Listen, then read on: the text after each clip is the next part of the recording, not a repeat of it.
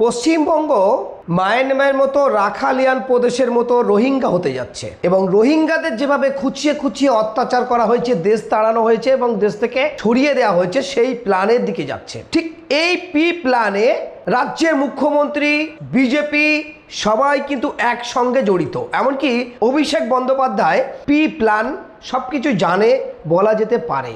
কারণ এসআইআর নিয়ে যখন শুরু হয়েছিল, রাজ্যের মুখ্যমন্ত্রী মমতা বন্দ্যোপাধ্যায় তিনি বলেছিলেন একজনের নাম বাদ পড়লে আমরা ছেড়ে কথা বলবো না, ভোট ইলেকশন আমরা করতেই দেব না।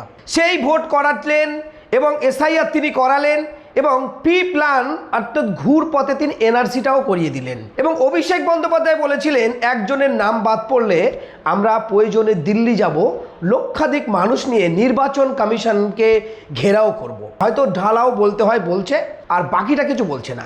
আজকে দিনে দাঁড়িয়ে যারা গণতান্ত্রিক আন্দোলনে সুষ্ঠুভাবে আন্দোলন করছিল, কারণ আন্দোলন তো করারই কথা, যেভাবে মুসলমানদের ডিলেট করা হচ্ছে এবং এই এলাকারই মানুষ, তাদের পূর্বপুরুষ সেখানে থাকে, তাদের পাসপোর্ট আছে, জমি আছে, তাদের সম্পত্তি আছে, পূর্বপুরুষ এই বাংলায় যারা বসবাস করে তাদেরকে ডিলিট করা হচ্ছে। এবং ডিলিটের পরে যে সময়টা দেয়া হয়েছে, গরিব মানুষ ট্রাইব্যুনাল কি বোঝে না, খায় না মাখে, এটা ভালো করে জানে রাজ্যের মুখ্যমন্ত্রী। মানুষ গণতান্ত্রিকভাবে সুষ্ঠুভাবে আন্দোলন করছে, সেখানে মোফাক্কিরুলের মতো একজন ব্যক্তিকে অর্থাৎ আইনজীবীকে তাকে অ্যারেস্ট করা হলো এবং রাজ্যের মুখ্যমন্ত্রী মমতা বন্দ্যোপাধ্যায় খুশির মেজাজে বললেন কালপিটকে ধরা হয়েছে। নাম না করে তিনি যেভাবে কথা বললেন, তার মানে তোমরা কেউ আন্দোলন করো না, তোমরা ডিটেনশন ক্যাম্পে যাওয়ার জন্য তৈরি থাকো। এটাই রাজ্যের মুখ্যমন্ত্রীর মুখ থেকে ফুটে উঠল। অভিষেক বন্দ্যোপাধ্যায় বলেছিল 1 লক্ষ মানুষকে নিয়ে আমি নির্বাচন কমিশনের ঘেরাও করব। কোথায় আজ অভিষেক বন্দ্যোপাধ্যায়? বরং এই মুসলমানরা তাদের বাঁচার জন্য, ভোটাধিকার ফিরিয়ে পাওয়ার জন্য তারা যখন আন্দোলন করছে, তখন তাদের বিরুদ্ধে একেবারে জোরালোভাবে করছে তোমরা আন্দোলন করো না, আন্দোলন করতে যেও না, তোমাদেরকে অ্যারেস্ট করা হবে। যদি এখন থেকে পশ্চিমবঙ্গের মানুষ এই সজাগ না হয়, তাহলে আগামী দিনে এই পশ্চিমবঙ্গের মানুষকে রোহিঙ্গা হতে হবে, দেশ ত্যাগ করতে হবে এবং তাদেরকে পুশব্যাক করবে। অমিত শাহ যেটা বলে গেছে সেই পথে কিন্তু হাঁটছে এই রাজ্যের মুখ্যমন্ত্রী।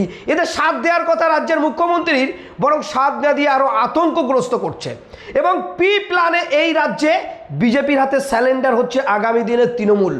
যদি বলেন কেন, তাহলে শুনে রেখে দিন, যে তৃণমূলের হয়ে একাধিকবার খবর করেছেন ইকরামুল বাগানি অর্থাৎ ইনসাফ বাংলা, সেই ইকরামুল বাগানিকে অ্যারেস্ট করা হয়েছে। সে হয়তো সেই ঘটনায় সেখানে গেছে, তার ভিডিও করেছে। একজন নিউজে কাজ করা লোক, একজন রিপোর্টার, সে যেখানে খুশি করতে পারে, সেখানে কিছু ভিডিও করতে পারে, তাকে পর্যন্ত ছাড়া হয়নি, তাকেও অ্যারেস্ট করেছে এবং বলছে এরা পালিয়ে যাচ্ছিল। আরে তারা প্লেনে চড়ে যেখানে খুশি যেতে পারে, এয়ারপোর্টে যেতে পারে, পালিয়ে কোথায় যাচ্ছিল? আবার মুখ্যমন্ত্রী নাচতে নাচতে আনন্দের সাথে বললেন, অন্য সময় বলেন আমার হাতে কিছু নেই, যা আছে নির্বাচন কমিশনের হাতে চলে গেছে, আর এখন বলছেন আমার সিআইডি অ্যারেস্ট করেছে। ভাবুন। এবং মুসলমানদের বলল যারা ডিলিটেড হয়েছেন, তাদের সম্পত্তি যাদের, তাদের ব্যাংক অ্যাকাউন্ট সিজ হবে, তাদের টাকা পয়সা নষ্ট হবে, তারা রেশন পাবেন না, তারা ভোটাধিকার হারালেন এবং তারা আগামী দিনে রাস্তায় চলতে পারবেন না। তাদেরকে এই সেন্ট্রাল ফোর্স দিয়ে রাজ্যের মুখ্যমন্ত্রী, সুপ্রিম কোর্ট এবং বিজেপি একসঙ্গে মিলে ডিটেনশন ক্যাম্পে বাড়ি থেকে তুলে নিয়ে যাবে। আজকে হয়তো আন্দোলন করার জন্য তাদেরকে ধরেছে, আর এখনও যদি আপনারা এর বিরুদ্ধে প্রতিবাদ না করেন, কাল আপনার ঘর থেকে তুলে নিয়ে যাবে। আপনার গ্রামের লোক বলবে ঠিক তো হয়েছে, এত উন্নয়ন হয়েছে, তো ডিটেনশন ক্যাম্পে যেতে বাকি কি আছে? আপনি কিভাবে প্রমাণ করবেন ট্রাইব্যুনালে গিয়ে 7 দিনের মধ্যে? রাজ্যের মুখ্যমন্ত্রী এ নিয়ে কিন্তু কোনো কথা বলছেন না। তাহলে দেশ এবং রাজ্যের পরিস্থিতি কোন দিকে যাচ্ছে? যে রাজ্যের মুখ্যমন্ত্রী বলেছিলেন আমি এসআইআর করতে দেব না, সেখানে এসআইআর হয়েই গেল। এবং যেখানে বলেছিল একজন নাম বাদ পড়লে আমরা নির্বাচন করতে দেব না, সেখানে লক্ষ লক্ষ মানুষের নাম বাদ পড়ছে। তিনি বলেছিলেন আমি ওয়াকফ আন্দোলন করতে হবে না, আমি বুঝে নেব। সেই ওয়াকফের আন্দোলন তো দূরের কথা, তিনি বলেছেন দিল্লি গিয়ে আন্দোলন করো। আন্দোলন তো দূরে গেল, সেই ওয়াকফ অলরেডি মুসলমানদের থেকে হাতছাড়া হয়ে গেল। রাজ্যের মুখ্যমন্ত্রী বলেছেন কারো চাকরি যাবে না, সব চাকরি চলে গেল। রাজ্যের মুখ্যমন্ত্রী কি করতে চান, কি বলতে চান? মানুষের কি বেঁচে থাকার অধিকার নেই? এমন মানুষ সেখানে আছে যাদের ডিলিটেড হয়েছে, তাদের পূর্বপুরুষ এখানে বসবাস করে, তারা পূর্বপুরুষ এখানে থাকে, তারপরে তাদের ডিলিটেড হয়ে যাচ্ছে। তার বিরুদ্ধে গণতান্ত্রিক আন্দোলন মানুষ করতে পারবে না। আপনি এভাবে হিংস্রর মতো কথা বলছেন, ভয় দেখাচ্ছেন, চমকাচ্ছেন, ধমকাচ্ছেন। আপনি কি ধমকানো চমকানোর জন্য এই সংখ্যালঘু মুসলমানদের ভোট নিয়েছিলেন? এভাবেই অ্যারেস্ট করছেন, মানুষের কোমরে দড়ি দিয়ে নিয়ে যাচ্ছেন।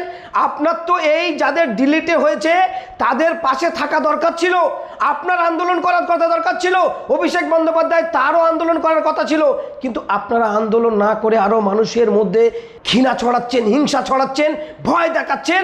কি চান পশ্চিমবঙ্গে? ডিটেনশন ক্যাম্প আপনি বলেছেন হবে না, শুনে রেখে দিন। আপনি ডিটেনশন ক্যাম্প অলরেডি আপনি যেটা না বলেন সেটা কিন্তু সেগুলো হয়েছে, এবং ডিটেনশন ক্যাম্প এখানে হবে এবং মুসলমানদের এখান থেকে তুলে নিয়ে কখনো সাগরে ফেলে দেবে, কারো সুন্দরবনে ফেলবে, কারো জঙ্গলে ফেলবে, কারো বাঘের দিয়ে খাওয়াবে, কারো বাংলাদেশে পুশব্যাক করবে, জোর করবে। বিজেপি যেটা করছে আপনারাও কিন্তু সেটা সাপোর্ট করে যাচ্ছেন। সময় এখনো আছে, ঘুর পথে না গিয়ে প্রকাশ্য সাধারণ মানুষের কাছে দাঁড়ান, মানুষের কথা বলুন। আপনি তাদের কথা না শুনে যদি নির্বাচন রাষ্ট্রপতি শাসন জারি করে হতো তাহলে মানুষ কিন্তু আপনার পক্ষে দাঁড়াতো, কিন্তু মানুষ আপনার পক্ষে আর থাকতে চাইবে না। কারণ আপনি যে কাজটা করেছেন, নির্বাচন ঘোষণা হয়ে গেল, আপনি বলছেন আমার কিছু করার নেই, তাহলে কার করার আছে? মানুষ তো আপনাকেই ভরসা করতো, আপনাকে বিশ্বাস করতো, আপনার কথা মতো চলেছে। আর আজকে আপনি যারা গণতান্ত্রিকভাবে আন্দোলন করছে, প্রতিবাদ করছে, তাদের বিরুদ্ধে আপনি কথা বলছেন, তাদেরকে জেল খাটানোর চক্রান্ত করতে ভয় দেখাচ্ছেন। তাহলে কি ডিটেনশন ক্যাম্পের যাওয়ার রাস্তা কি পরিষ্কার হচ্ছে না? এই ডিলেটেড মানুষগুলো কোথায় যাবে? 7 দিনে ট্রাইব্যুনালে তারা কি জমা দেবে? তারা ভেবে পাচ্ছে না যে আমাদের যা ছিল, আমাদের জমির কাগজ, পাসপোর্ট, পূর্বপুরুষের সম্পত্তির কাগজ, 2002-এর লিস্ট, সমস্ত কিছু আমরা জমা দেওয়ার পরে কেন আমাদের বারবার এই হ্যারেস হতে হচ্ছে? এই কথা কি আপনি একবারও ভাবছেন না? নির্বাচন আসবে, যাবে, আর এইভাবে মুসলমানরা শেষ হবে, ধ্বংস হবে, চাকরি, শিল্প, ব্যবসা, বাণিজ্য, সম্মান।